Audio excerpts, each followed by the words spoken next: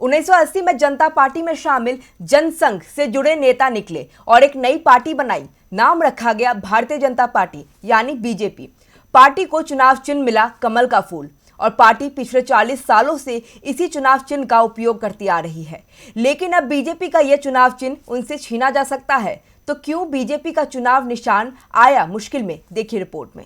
राजनीति में राष्ट्रीय प्रतीकों का इस्तेमाल नहीं हो सकता। चुनाव आयोग भी चुनावों के दौरान इस पर सख्ती दिखाता रहा है।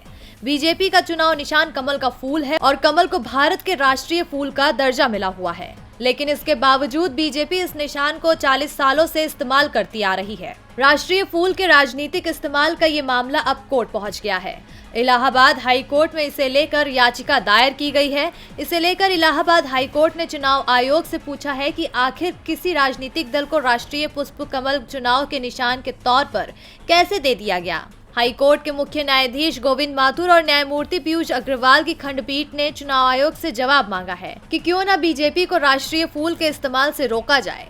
याचिका में कहा गया है कि चुनाव चिन्ह सिर्फ चुनाव के लिए दिया जाता है, लेकिन इसका इस्तेमाल चुनाव के अलावा भी अन्य कामों के लिए हो रहा है। हाई कोर्ट में ये मुद्दा भी उठा है कि राजनीतिक दलों को चुनाव चिन्ह को लोगों के रूप में प्रचारित करने की छूट देना निर्दलीय प्रत्याशी के साथ भेदभावपूर्ण होगा, क्योंकि निर्दलीय उम्मीदवारों को पहले से कोई चुनाव चिन्ह आवंटित नहीं होता। उन्हें नामांकन वापसी के तारीख निकलने के बाद चुनाव चिन्ह आवंटित किया जाता है। अब इस मामले में अगली सुनवाई 12 जनवरी को होनी है।